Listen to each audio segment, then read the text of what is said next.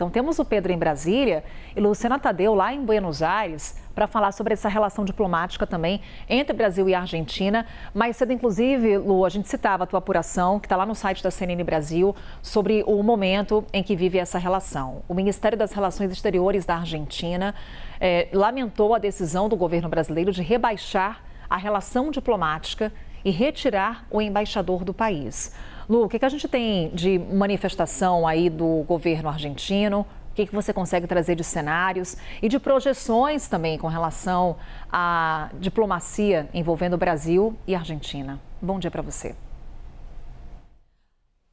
Oi, Carol. Bom dia para você, para todos que nos acompanham. Carol, a chancelaria argentina publicou um comunicado lamentando essa decisão do Brasil de rebaixar o nível das relações diplomáticas entre os países. Disse nesse comunicado que na tarde de ontem o embaixador da Argentina em Brasília, Daniel Raimondi, foi convocado no Itamaraty e foi solicitado a ele o seu regresso aqui para Argentina. Nesse comunicado, o governo de Javier Milei disse lamentar a decisão do Brasil e falou que o Brasil continua se isolando do resto da região por questões meramente ideológicas. Então, é assim que o governo de Javier Milei está qualificando essa decisão do Itamaraty de rebaixar a relação diplomática entre os países, de manter o embaixador brasileiro Júlio Bitelli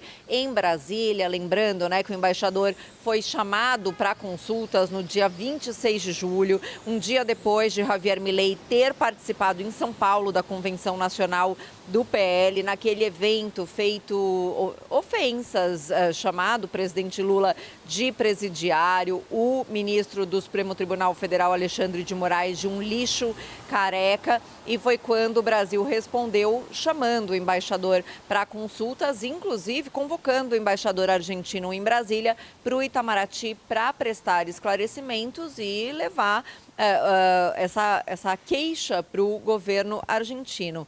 O que as fontes do Itamaraty dizem é que essa nova decisão de manter Bitelli em Brasília e de rebaixar o nível das relações diplomáticas é porque, depois dessa convocação do embaixador argentino, Javier Milei continuou em reiteradas ocasiões. Foram 3 entrevistas que ele concedeu para veículos de comunicação aqui na Argentina, em que voltou a insultar o presidente Lula e até fez novas acusações. Então, a interpretação do Itamaraty é que não existe disposição por parte do governo argentino de manter a normalidade das relações. E só para completar, Carol, nessa nota, o governo argentino disse que houve numerosos episódios ao longo dos anos de apoios políticos cruzados entre os dirigentes de ambos os países, mas que a Argentina escolheu não converter esses episódios em um incidente diplomático, que nunca responderam uma diferença política com uma medida institucional. Então, a Argentina aí afirmando que o Brasil está tomando uma medida ideológica e se isolando com essa decisão de rebaixar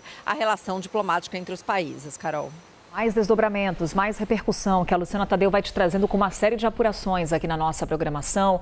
Lu, bom trabalho por aí. É o momento que vive essa relação entre Brasil e Argentina. Javier Milei, que veio ao Brasil, como contava a Luciana, criticou o presidente Lula, depois voltou a ofender o presidente Lula numa entrevista a uma emissora argentina. Inclusive, a imagem que acompanhávamos era justamente desse momento, dessa entrevista a uma emissora lá no país.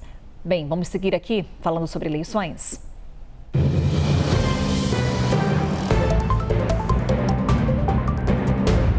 Olhando para esse calendário eleitoral com o Theo Cury, nosso analista, de volta. Hoje termina aquele prazo estabelecido pelo TSE para que partidos realizem as convenções e escolham os nomes que vão disputar cargos nesse ano, em outubro.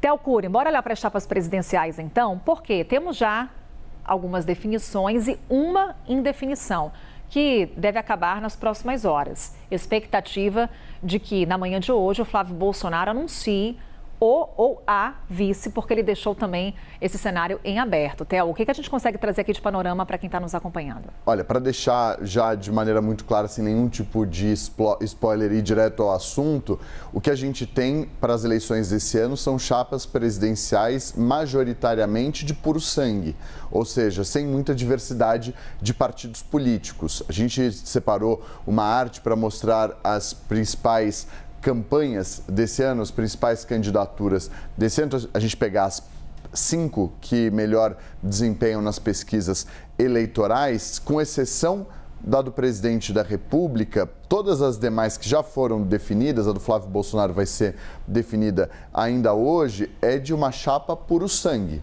Então, esse é um ponto importante. Não há uma diversificação de partidos na composição das chapas do Romeu Zema, do Renan Santos, do Ronaldo Caiado.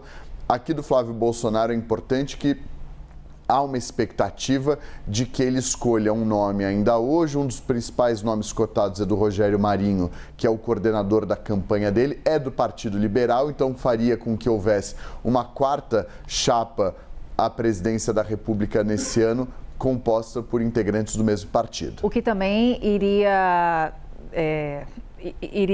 destoar daquela promessa feita pelo Flávio Bolsonaro de que uma mulher seria o nome escolhido como vice. A se confirmar o Rogério Marinho, sim, há outros nomes também que são aventados, inclusive de uma deputada federal. O presidente Lula é o único desses 5 candidatos à presidência da República que tem um vice de um outro partido. É o vice-presidente da República, Geraldo Alckmin, que faz parte do PSB.